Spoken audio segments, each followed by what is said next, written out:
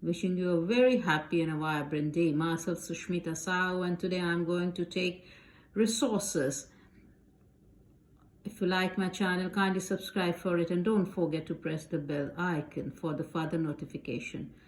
The resources, what I'm taking is at the level of, say, middle school, and yes, they are very good for competition. A quick revise for the competition. I'm going through the book of class 8 ncert, and I'm just explaining. I'm not reading the lesson, I'm just explaining you the terms involved in this lesson or in resources. Now, first thing comes is, what do we understand by resource? See, resource is something of utility and of value.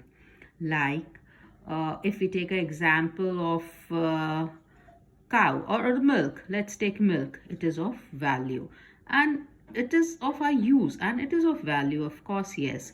And then and it is of utility also. And then if we happen to see a beautiful landscape, of course that has no economic value, but isn't it of value? Yes, it is. So you can define resource as something which has got its value and it is of utility also.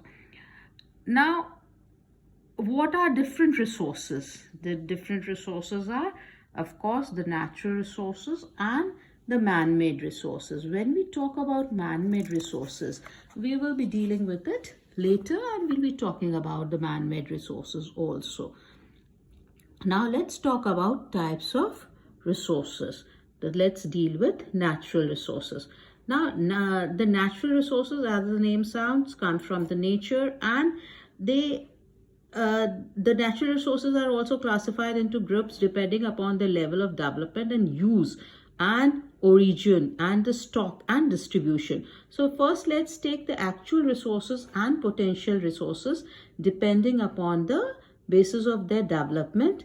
The resources can be divided into two: actual resources and potential resources. Now, what is actual resources? Actual resources are those resources whose quantity is known. These resources are being used in the present.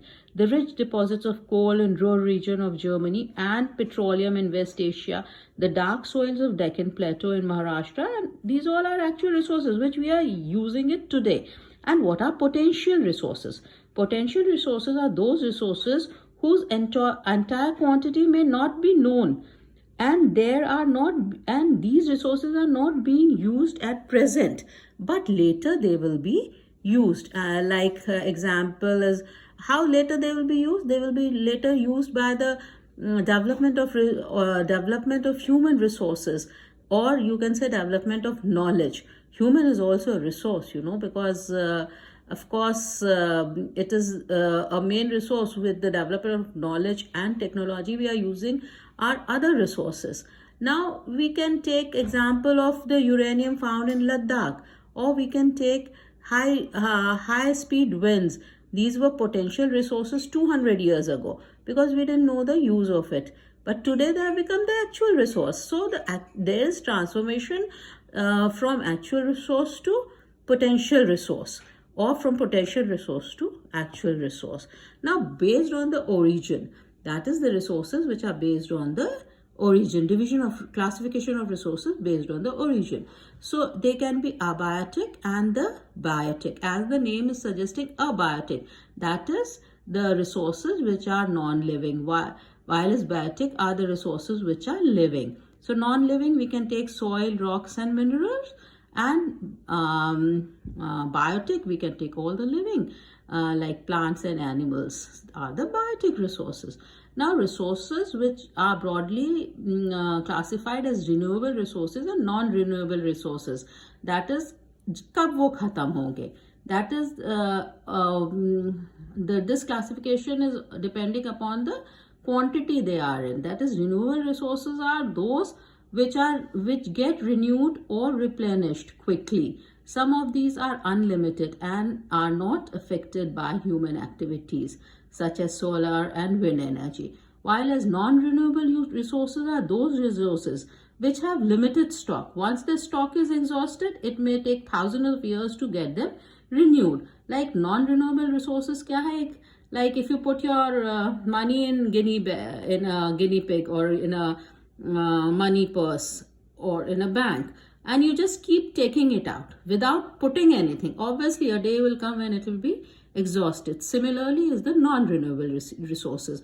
And here I am mentioning again and again, the non-renewable are petrol, coal. So you need to use these resources with to the minimum basis.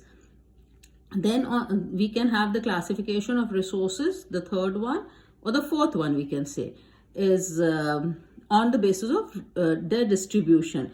The first one is ubiquitous, that is the resources which are found everywhere, like air we breathe. These are ubiquitous resources.